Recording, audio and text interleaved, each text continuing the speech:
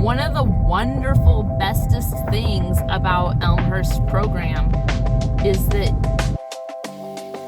I would recommend Elmhurst if you live in Illinois, Indiana, Wisconsin, Missouri, Kentucky, and you need an accelerated BSN program, especially if you're interested in the distance learning part. But I will say you need to be proactive with your clinical placements. You need to be very proactive with them because there are people that have got clinical placements. Even one person 2.5 hours away from their home was where their clinical placement was.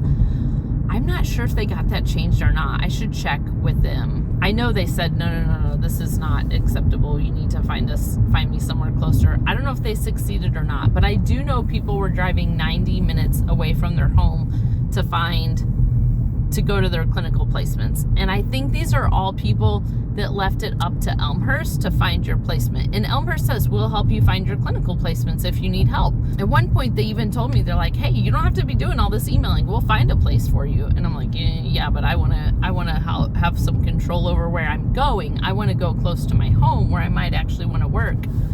One of the wonderful, bestest things about Elmhurst program is that you can have some control over your clinical placements. If there's somewhere you want to work, you can try really hard to get clinicals there, and it's almost like an extended interview, and you're more likely to get hired there. If you do your clinicals and you do a great job, they're more likely to hire you. So long term, I feel like Elmhurst is a smart program if you want to control where your clinicals are. Another thing is, because we're all spread out, there's 30 people in our cohort. Actually, I think there's more like 27 or 28. At least one person dropped out. I think 2.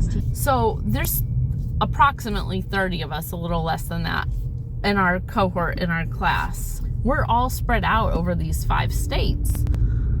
That means when I do my clinicals, I'm the only student nurse there. It's not like there's a whole group of us coming in. And I feel like you get a little more attention. You get a little more attention from HR. They're watching a little closer than if there was, 15, 30 of us coming in. It's also more flexible when you do your clinical hours because you get assigned a preceptor, and basically when you do clinicals is between that preceptor and you. Whereas if you're like in a community college program, our former nurse, I watched her go through LPN school, and they told her where to be, when to be there. Her clinical supervisor decided when clinicals were, and the whole cohort had to show up to them.